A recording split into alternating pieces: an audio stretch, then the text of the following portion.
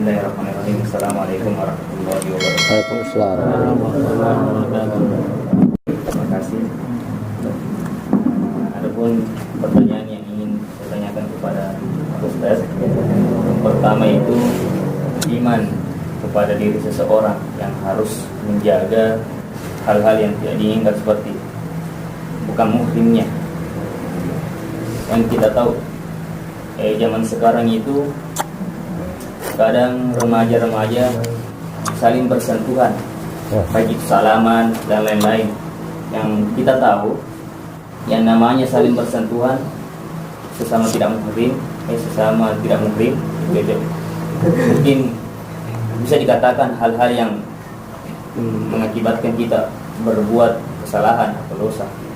Terus yang kedua Ustaz, kan tadi Ustaz mengeluarkan materi yang dimana Ustaz ada dua tidak mau pacaran. Pertama itu tadi, yang kedua yang tidak mau tersalurkan ke keturunannya. Bagaimana jika seorang yang sudah melakukan kesalahan terus dia berubah? Terus biasanya ada pendapat yang saya dapat, jika perbuatan atau nanti perilaku anaknya ini tergantung dari apa yang dikerjakan orang tuanya semasa hidupnya atau semasa sebelum dia melahirkan. Jika orang tuanya ini melaksanakan hal-hal yang buruk terus dia bertobat, apakah masih ada pengaruh di anaknya tersebut? Gimana Ustaz dengan pendapat itu? Sekian. Assalamualaikum warahmatullahi wabarakatuh.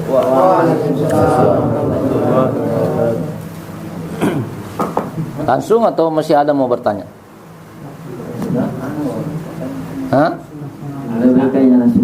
Langsung. Ya. Dulu saya waktu baru-baru kuliah, kan saya ini dari pesantren. Dari pesantren kita harus menjaga pandangan kita terhadap lawan jenis. Yang dapat mengantarkan hafalan rapuh atau tidak kuat hafalan kita disebabkan karena dosa. Salah satu dosa itu adalah memandang perempuan yang bukan muhrim dengan syahwat. Nah, itu. Makanya dari pesantren itu kalau kental dari situ maka selalu dia jalan tunduk. Sama dulu saya waktu kuliah pertama-tama saya pakai songkok tunduk, jalan ada yang panggil di kanan, di kiri, saya tidak perhatikan, jalan saja. Cuma bahayanya itu kalau ada tiang listrik ya bisa ditabrak. Tetapi sekarang ini sudah banyak remaja yang ikut-ikutan jabat tangan. Tadi kan itu pertanyaannya tadi ya, jabat tangan. Kalau seandainya kita jabat tangan harus dalam keadaan terpaksa, kalau tidak ya.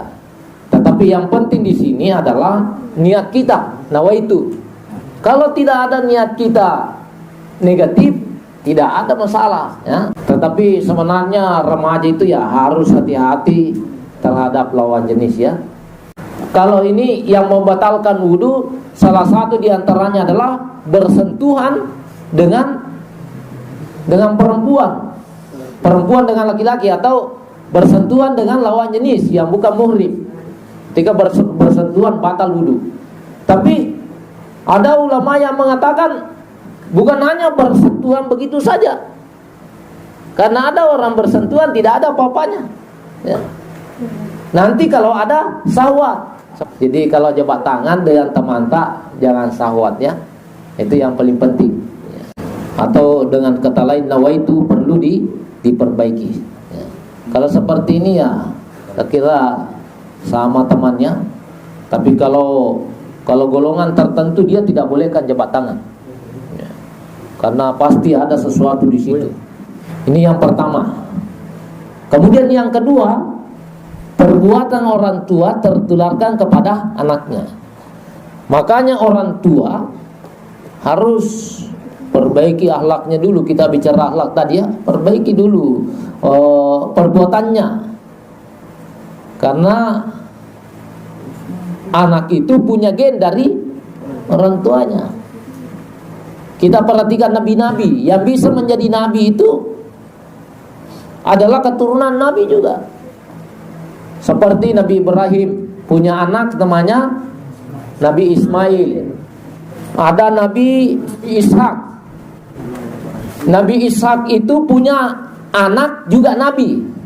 Siapa namanya anaknya Nabi Ishak? Siapa orang tuanya? Nabi Yusuf. Siapa? Nabi Yakub. Yusuf orang tuanya namanya Yakub ya.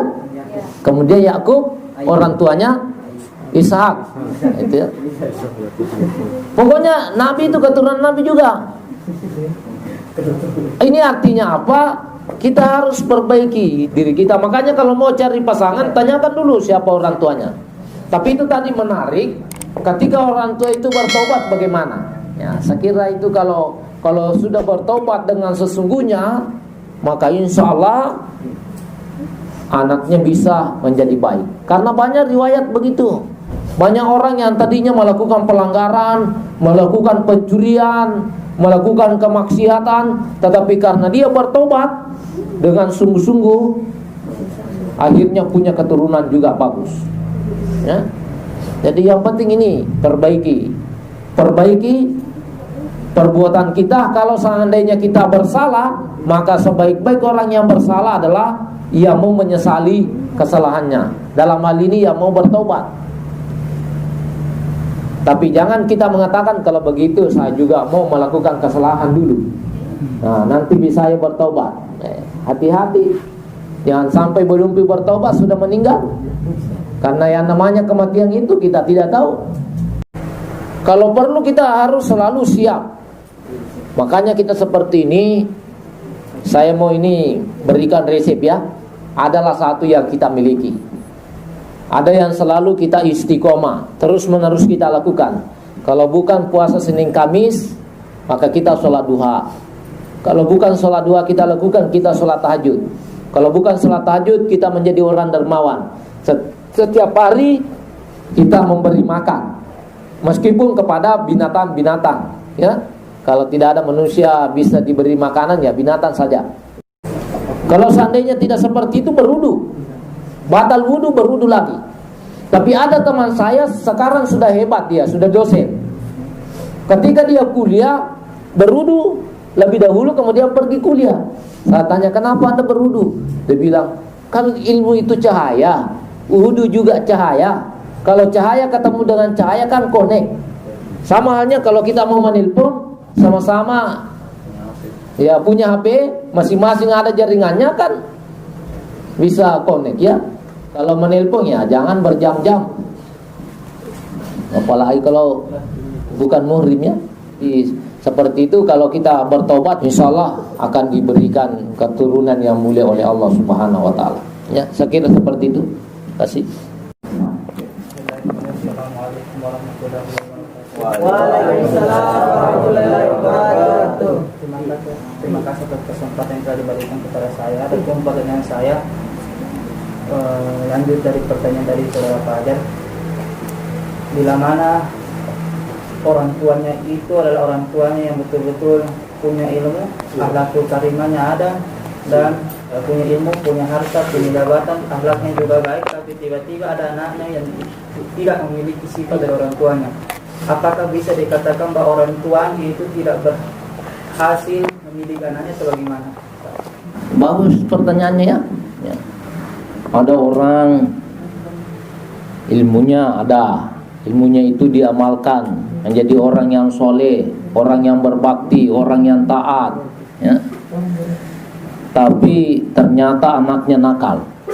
Siapa yang salah ya. Perlu diperhatikannya, jangan sampai orang tua tidak pernah memberi nasihat kepada anaknya. Karena ada juga orang dirinya saja diperhatikan. Kita pernah dengarkannya, saya kurang tahu apa pernah didengarkan. Kalau saya pernah dengarkan bahwa nanti di hari kemudian ada orang tua menuju masuk surga, tapi dipanggil oleh anaknya, ditarik oleh anaknya. Kenapa ditarik? Jangan dulu kau masuk surga. Saya ini di belakang. Ya. Saya ini waktu hidup di dunia selalu melakukan kemaksiatan, tidak sholat. Anda bersikir, Anda sholat, saya tidak sholat. Kenapa saya tidak begitu? Karena Anda tidak pernah panggil saya, tidak pernah ajak-ajak saya. Nah, makanya itu anak itu kan amanah. Sebagai amanah harus kita bertanggung jawab terhadapnya. Kecuali kalau kita sudah sampaikan seperti itu, kan ada perintah, muru auladakum, perintahkanlah anak kalian bisolati, melakukan sholat ketika umurnya 7 tahun. Kalau seandainya 10 tahun umurnya belum sholat, maka dipukul, tapi pukulan yang lembut, pukulan yang mendidik. Pukul bantal, kan bantal itu tidak sakit, ya. Jangan pakai parang. Ya. Ada katanya ini cerita, karena tidak mau berdosa sama orang tuanya, ada nyamuk yang gigi orang tuanya, dia tidak pukul nyamuk itu, tapi dia ambil batu dilempar. Nyamuknya terbang, kepala bapaknya benjol. Nah, itu cerita lepas itu ya. Jadi kalau sudah bersungguh-sungguh, sudah mengingatkan kepada anak, tapi anaknya selalu begitu, ya saya kira bukan lagi kesalahannya. Sama halnya ini, saya ini ceritakan Nabi. Kan ada Nabi anaknya tidak bagus, ada ya, bagus orang tuanya, Nabi lagi, yaitu Nabi Nuh. Nabi Nuh ya, kan istrinya, anaknya juga durhaka. Waktu dunia ini tenggelam, Nabi Nuh panggil anaknya, wahai anakku. Dalam Al-Quran dikatakan, irkam ma'ana, naiklah bersama kami. Tapi anaknya mengatakan, wah, tak perlu saya naik di situ, kan masih banyak pohon. Ya. Tapi ketika pohon itu tenggelam, dia bilang masih ada gunung. Ya, ketika gunung itu tenggelam, ya, matilah dia. Ada akhir. Ya, pokoknya, ya, kalau sudah diberikan nasihat, diberikan peringatan seperti itu, ya sudah lepas ya. Bahkan Nabi Nuh ditegur oleh Allah bahwa bukan golonganmu itu, bukan anakmu pada hakikatnya, ya. Jadi kalau kita sudah beri nasihat tapi masih begitu, ya, karena ada orang diberi nasihat, tidak diberi nasihat, sama saja. Sawa'un alaihim ma'anzartahum am lam tunzirhum la yu'minun. Sama saja engkau beri peringatan atau tidak engkau beri peringatan, mereka tidak beriman. Diberi nasihat atau tidak diberi nasihat, sama saja. Pergi pokok. Biasanya orang tua kak jengkel, pergi pokok. Kalau pergi kok nabrak itu mobil. Nah, itu ancamannya. Saya kira seperti itu ya. Jadi kita bersungguh-sungguh bagaimana memberikan contoh. Jadi orang tua yang baik adalah orang tua yang mampu memberikan contoh kepada anak-anaknya. Ya. Tidak ada orang tua di sini kecuali saya toh. Jadi ini hanya masukan. Nanti kalau sudah jadi orang tua, adalah ilmu kita miliki, bahwa kita harus juga tularkan ilmu, ya, perbuatan kepada anak-anak kita. Saya kira seperti itu. Assalamualaikum warahmatullahi wabarakatuh. Tadi Pak Ustaz sendiri bilang baru Bapak di sini yang orang tua, jadi mungkin Bapak sendiri yang berpengalaman. Kita juga tadi bilang waktu kuliah itu tidak mau pacaran gitu. Jadi bagaimana caranya sampai bisa menikah, prosesnya? Karena Ya, motonya seperti itu, Ustaz. sudah ya. Ya. Ini kalau proses itu kan panjang. Ya, proses. Mana bisa sampai di sini, ya, prosesnya panjang. Ya, saya kira bagus juga seperti itu ya. Jadi begini ya. Kalau kita lihat di kamus bahasa Indonesia, pernah lihat kamus bahasa Indonesia?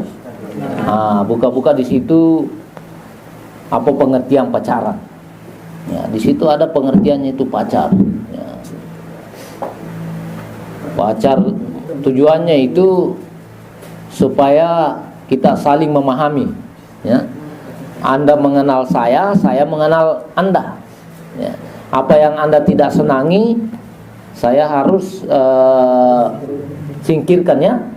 apa yang saya tidak senangi Anda juga harus singkirkan. Seperti itu. Kemudian ujung-ujungnya dijadikan sebagai pasangan. Ya. Kalau saya dulu, ini langsung saja ya, saya dulu ya, karena ya, termasuk juga terlambat saya menikah karena alasan saya menuntut ilmu ya.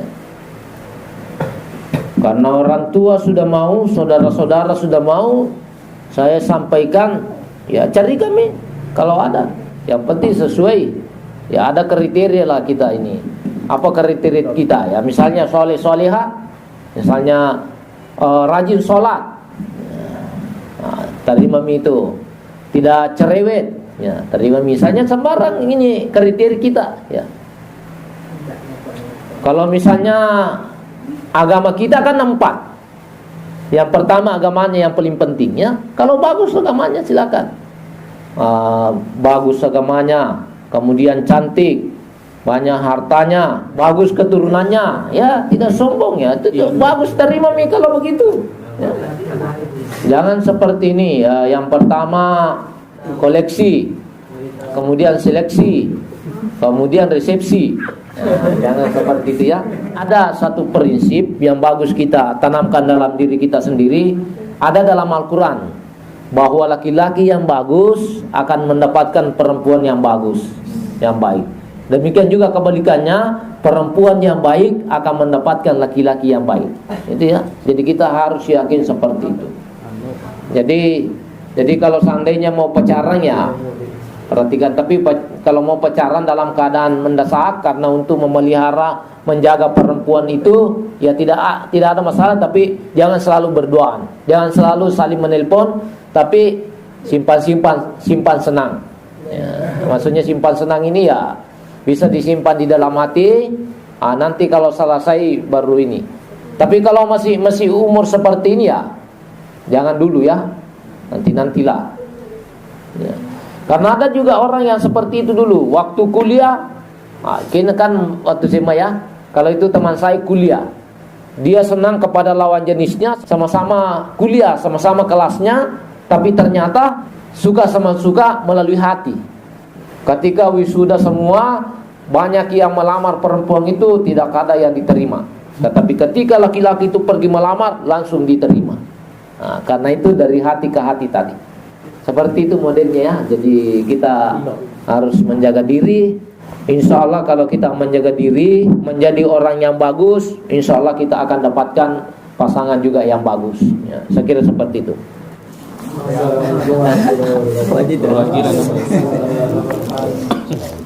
Tadi Pak Ustaz bilang kalau menuntut ilmu itu penting.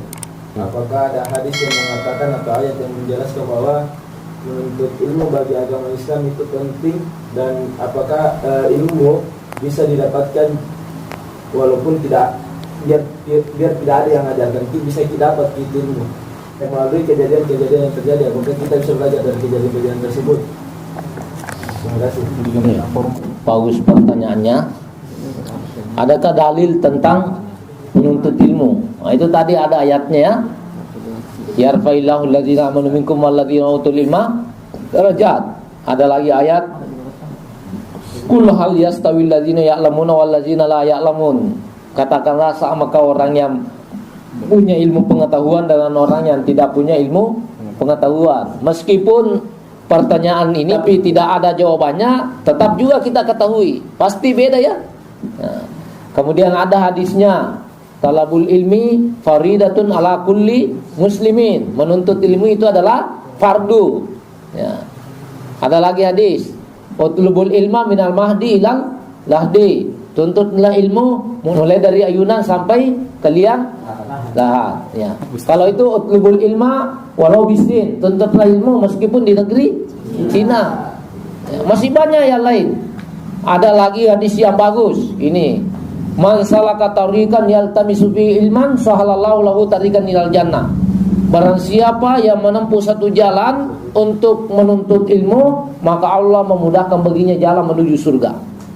Jadi jalan menuju surga salah satu diantaranya adalah menuntut ilmu.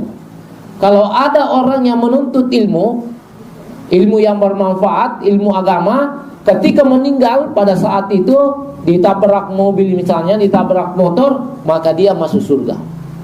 Ya. Menuntut ilmu luar biasa. Banyak sekali dalilnya tentang menuntut ilmu. Ya. Kalau seandainya kita tidak melalui formal, bukan bangku sekolah, tidak apa-apa. Banyak orang yang menjadi hebat tidak melanjutkan kuliahnya, perbankan. Ya. Ada tafsirnya Al-Azhar, dia selesaikan di penjara. Bisa saja kita lihat ada kejadian alam atau kita lihat sesama manusia. Kalau kita perhatikan di sini tidak ada orang yang sama mukanya, tidak ada ya. Semua manusia mulai dari Nabi Adam sampai hari kemudian tidak ada orang yang sama mukanya, tidak ada ya. Hampir ada. Hampir saja. Ada yang satu, ya ada kembar. Tapi ada yang satu tidak ada banyak, ada satu ada banyak. Misalnya ini ada tai lalatnya di sini, kan kalau satu titik di sini ba, kalau dua titik berarti ta, ya tapi di atas. Kita lihat ini tumbuh-tumbuhan, kita lihat di luar itu tumbuh-tumbuhan. Ternyata tanah itu ada pohon yang ditanam baru bisa tumbuh. Tetapi ada tanaman yang tumbuh sendiri tanpa ditanam. Apa namanya itu? Nah, siapa yang melakukan itu? Allah ya. Ada tanah ditanami bermacam-macam buah-buahan, tapi ternyata buah-buahan itu berbeda-beda. Ada tumbuh dari tanah itu kangkung, ada tumbuh bayam, ya, sawi, ada tumbuh kacang, ya tapi tanah sama. Kenapa bisa? Atau satu pohon saja, satu pohon yang tumbuh dari tanah itu kenapa ada manis, ada yang kecut? Itu luar biasa ciptaan Allah ya. Ini kita lihat langit, kenapa langit itu? Ya langit itu tidak runtuh. Kenapa? Karena ada yang menciptakan. Coba langit itu tidak ada tiangnya kita lihat. Tiangnya itu adalah gunung-gunung. Kalau rumah ini kan ada tiangnya. Kalau tidak ada tiangnya roboh. Ini dia luar biasa kekuasaan Allah. Kalau melalui itu ya luar biasa. Jadi seperti ini bisa kita menuntut ilmu, dengarkan ceramah di masjid menuntut ilmu, melihat kejadian-kejadian alam juga menuntut ilmu. Ya kan diperintahkan ikra. Apa artinya ikra? Bacalah. Yang dibaca adalah ayat-ayat Allah. Ayat-ayat Allah dua. Kauniyah dengan apa? Ya. Ada ayat Allah berupa wahyu seperti Al-Quran. Itu diperhatikan. Ada kauniyah. Ya, kejadian-kejadian alam semesta diperhatikan. Ini tidak ada perempuan yang sama mukanya. Kalau seandainya ada perempuan yang sama mukanya, maka bahaya bagi laki-laki. Bagaimana nanti kalau sudah menikah, istrinya dibawa ke pesta, sudah mau pulang tidak tahu mana istriku ini. Artinya luar biasa. Saya kira seperti itu. Ya, motong. Ya, saya kira kesimpulan. Motong. Begini Ustaz, berbicara mengenai menuntut ilmu kan, ada namanya ilmu yang bermanfaat dengan ilmu yang tidak bermanfaat. Iya. Yang saya ingin tanyakan Ustaz, mengapa itu Allah menciptakan ilmu yang tidak bermanfaat, misalnya ilmu hitam? Padahal kita tahu sendiri bahwa ilmu yang tidak bermanfaat itu tidak ada manfaatnya bagi kita sendiri, baik bagi orang lain maupun pribadi sendiri. Mohon diberikan penjelasan Ustaz. Ya, sebenarnya ilmu itu pada mulanya bagus semua ya. Cuma manusia itu salah amalkan. Ya, salah diamalkan. Ada orang diajarkan doa-doa, tapi ternyata doa itu dipakai untuk mencuri. Ya. Itu kan ada doanya pencuri supaya bagaimana mudah ini gembok itu terbuka. Ya, ada doa-doanya tapi disalahgunakan. Ada ilmu hitam itu disalahgunakan. Jadi ilmu itu pada mulanya bagus ya. Nanti disalahgunakan oleh orang tertentu karena boleh jadi mau cepat kaya ya, atau ada hal-hal tertentu. Itu ya. Kemudian yang kedua, ya, disinilah letak kekuasaan Allah Subhanahu Wa Taala. Selalu ada pasangannya. Ada bagus, ada buruk.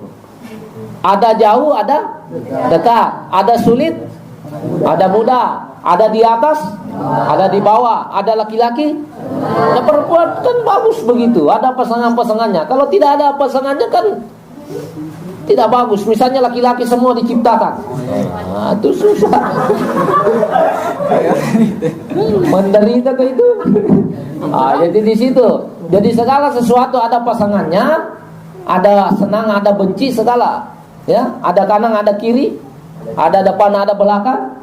Satu saja tidak ada pasangannya, yaitu Allah. Itu ya. Seperti itu modelnya. Itulah letak kekuasaan Allah Subhanahu wa taala. Terima kasih banyak Ustaz.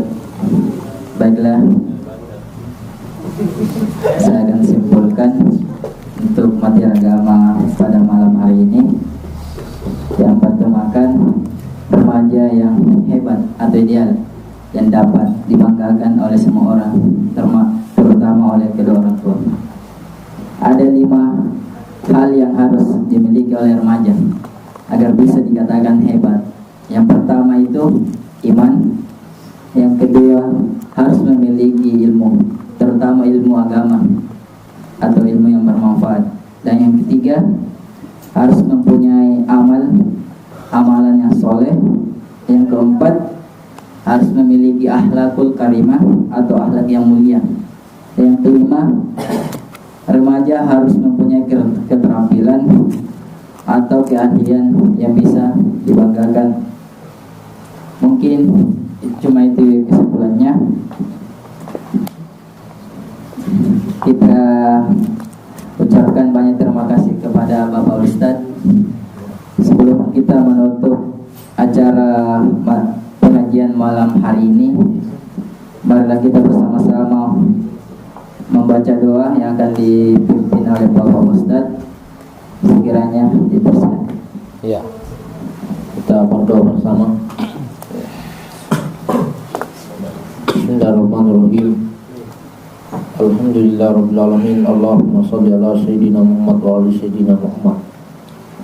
Radina billahi rabba wa bil islami dina wa bi Muhammadin nabiyya wa rasula. Rabbi zidna ilman nafi'a warzuqna fahma wasi'a. Allahumma rzuqna fahma nabiyyin wa hifdzal mursalin wa ilhamal malaikatil muqarrabin bi rahmatika ya arhamar rahimin. Allahumma ja'alna minal ulama'il amilin wa ja'alna min ibadikallahis sholihin. Rabbana ghfir lana wal walidayna warhamhuma kama rabbayana shighara. Rabbana atina fid dunya hasanah wa fil akhirati hasanah wa qina adzabannar wa adkhilnal jannata ma'al abrar ya aziz ya ghafar ya rabbal alamin. Wa sallallahu ala sayyidina Muhammad walhamdulillahi rabbil alamin. Al-Fatihah. Ya qanabdu ya qanastan. Assalamualaikum warahmatullahi wabarakatuh.